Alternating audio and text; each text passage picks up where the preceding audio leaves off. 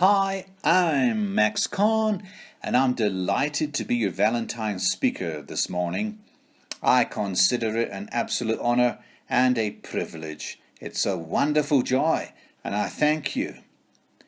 My lovely friends, I pose some questions for you to ponder. Is love being diluted? Is love being misdirected and misaligned? The Dalai Lama seems to think so. He feels that we love things rather than loving people. He reckons as things get older, we love them more. Yet, when people get older, we consider them to be a nuisance and a burden. Why is this? Can you really love your car? Can you really love your cell phone? Even if it's the latest iPhone 12? I don't think so. For love is a two-way thing. Love is a sounding board. And whilst I believe in life in inanimate objects, I don't believe for a second that a cell phone can love you. I like to subscribe to the adage that one should love that which loves you. Love that which loves you. A long, long time ago, someone told me one of the truest love stories I'd ever heard. This love story was simple. This love story was profound. This love story struck a note in the beat of my heart. This love story was encapsulated in one single sentence. It was this: the real value of your life is how well you have loved and were loved back. Oh, beautiful dear soul, think about that simple sentence for a moment or so. Let me repeat it for you. The real value of your life is how well you loved and were loved back. Wow, that is profound. In an age where people, places, and moments are too easily replaced by a simple click of a button, societal norm has acclimatized to a kind of social media dating that is anything but normal. I have often pondered and contemplated what impact this modern reinvention of romance would have on me if I were 10 years old today. When I was 10 years old, I grew up where liking a girl meant starry, starry eyes and a stomach full of fluttering butterflies. At 10 years old, my idea of romance or love stories was how your reflection danced into someone's eyes and how that made you both feel. I still subscribe, believe, and live by that today. In fairy tales, we are often regaled with stories of love between fable princes and princesses who, despite initial tribulation and hardship, are restored quickly to equilibrium by living happily ever after. In life, as in love, sometimes it's not so. It was post-war Great Britain. The country was filled with austerity and desperately needed something to cheer itself up. A good news story, if you like. A 22-year-old Princess Margaret thought she had that good news story. She thought she had the perfect cure. Because at a time when the them and us divide was perhaps at its greatest, she announced her love for a commoner. That commoner was Group Captain Peter Townsend. Now, Peter Townsend was a handsome, dashing, spirited man. Ironically, when they first met, he took a picture of the princess. Now, he was not a photographer, yet his picture would go on to adorn the newspapers of the world, for it seemed to depict the look of love on a princess's face. The picture begged the question, was she in love? Was the princess just smitten? Was she infatuated? Princess Margaret later said, "When I first laid eyes on him, his look was indelibly etched upon the screen of my mind. His camera flash ignited a spark in me that would never fade. I was about to give him something no other man had had or would ever have again." The country seemed to perk up. At last, the distant royals seemed to acknowledge the lowly commoner, or so it seemed. All went well until rumors suggested that this was more than love, and that perhaps marriage may be on the horizon. My goodness me, condemnation came from all directions.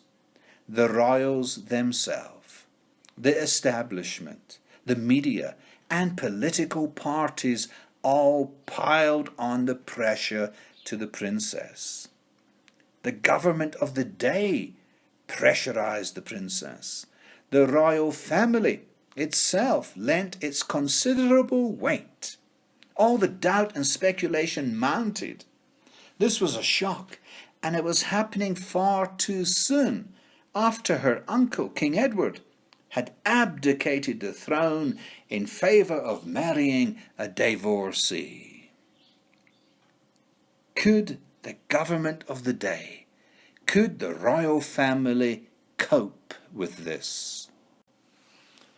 Lovely friend, there were many things against Peter Townsend. Peter Townsend was married when he first met the princess. He subsequently divorced, but it was this divorce that caused the church of the day to be up in arms. Furthermore, he was 14 years the princess's senior. And, of course, he was a commoner. Princess Margaret became unsure and confused. She summoned Peter to a secret London address, to a secret meeting where they would decide their destiny. The note containing the address was dispatched by a messenger. Now, if you've ever lived in London, you will know how easily it is to get lost. And you'll be aware that a lot of addresses in London are very similar. They're just situated in different parts of London. London North, South, London East and West. Group Captain Peter Townsend was given the wrong address. And when he arrived, he sat down and waited for the princess, who never came. Meanwhile, Princess Margaret took his absence to mean one thing, and one thing only, that he had buckled under the immense stress and had abandoned her. In a fit of fury and rage, she announced to the world that the relationship was over. That address note was never, ever found. And some conspiracy theories say the original note had been intercepted and changed. 1 year later, Anthony Armstrong Jones arrived in the princess's life, and they soon married. He became Lord Snowdon. Now, Lord Snowdon was a photographer, yet he never managed to capture the look that Peter Townsend had. And from the start, it was an unhappy marriage, which never really got any better. Princess Margaret remained unhappy for the rest of her life. She was racked with doubt and guilt over her decision. That marriage ended in divorce. Beautiful soul, may I ask you, have you ever been in love? Have you ever been so much in love that you were blinded by it? If you have ever experienced true love, then you will know it should not be reasoned with hate. You will know it ought not to be tempered with malice or distrust. Nor can it be waned with politics and public opinion. At least, it ought not to. If you are going to stray from the very essence of humankind, which is love, which is happiness, then you will be forever at the mercy of those who do not have your best interests at heart. You see, love is the strongest emotion. No one knows where love comes from. No one knows where love goes. No one really knows what love is. But we do know that love is all-encompassing. I say to you, beautiful soul, find your love and keep your love. Nurture your love. Do not allow anything or anybody to interfere or break your love. And that means family, friends, church, rules, regulations, public opinion, divorce, nothing. When Princess Margaret passed away, she broke with royal tradition and protocol and was cremated. 2/3 of her ashes were interred in her mother's tomb. The other third were scattered in the Welsh moors, the same place as Peter Townsend's. My lovely friends, true love knows no obstacles, bounds, or distance. Despite abject poverty and the social stigmas of his untouchable caste, Pradyumna Kumar Mahanandia earned a place as a student in the College of Art in New Delhi, India. And following his painting of Indira Gandhi, many people worldwide wanted him to draw them. And one of those people were Charlotte von Scheidven, who at the time was traveling in India. Charlotte and Pradyumna soon fell in love and were married. Charlotte, however, had to return home to Sweden, and she offered to pay for her new husband's plane ticket. But he had far too much pride to accept, and he promised her he would make the money on his own. And a year later, he had still not saved enough. So, selling all of his possessions, he made enough money to buy a bicycle. And then he cycled for 4 months and 3 weeks, covering 4,000 miles across Afghanistan, Iran, Turkey, Bulgaria, Yugoslavia, Germany, Austria, and Denmark, to finally get to his Swedish sweetheart in Sweden. And to this day, some 40 years later, they are still happily married, and they live in Sweden with their 2 children. Pradyumna became a well-known artist and is a cultural ambassador. When once asked about his arduous journey His reply was, "I did what I had to do for love. I had no money, but I had to be with her. I was cycling for love, but never loved cycling. It was that simple." Oh, my friends, that's a beautiful story. And we could debate it. We could say that perhaps the guy was hard-headed, should have just taken his wife's plane ticket and things like that. We could argue that if it wasn't for the cycle, he wouldn't have got there, and yet he didn't love cycling. But it is a touching story, and it does make us think, and please dwell on that. Let me continue with the story of love, because true love means loving each other until the very end. Princess Charlotte was the daughter of George, Prince of Wales, and Caroline of Brunswick. Charlotte was the future heir to the throne and was adored by the people, which was a stark contrast to the rest of the royal family, who at the time were loathed. Her upbringing was turbulent amidst her warring parents. At 17 years old, Charlotte was pressurized into agreeing to marry a prince she didn't like, until she met the handsome and dashing Prince Leopold of Saxe-Coburg-Saalfeld. Her father finally relented and permitted her to marry the impoverished Leopold.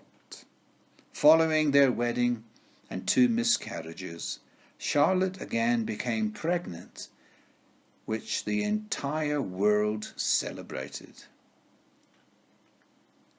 In 1817, at 21 years old, and after 2 days of difficult labour, Charlotte delivered a stillborn 9-pound son by breech birth. Prince Leopold was so worried that he refused to leave his wife's side and insisted in helping her, something that was unheard of at the time. After the 3rd day, Charlotte's condition seemingly improved, and Leopold was urged to take an opiate to rest, as he had not slept properly for 3 days. Unfortunately, Charlotte's condition worsened, and it was not possible to rouse the sleeping Leopold, and Charlotte died.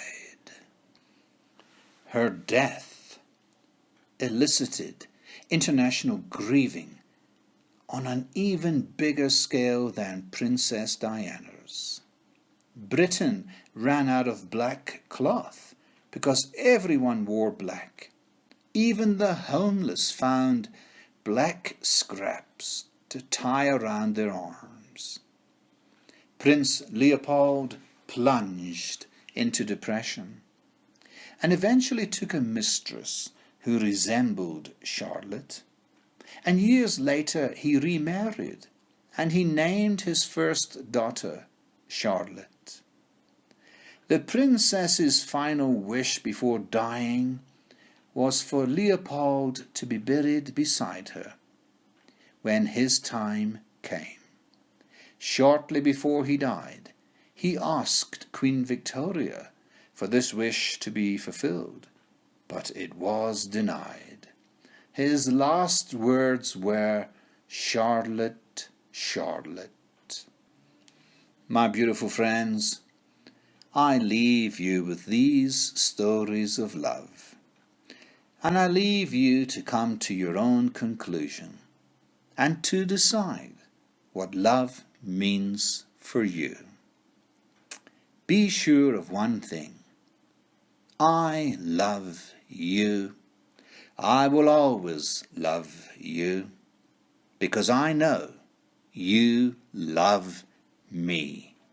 Thank you, and God bless you.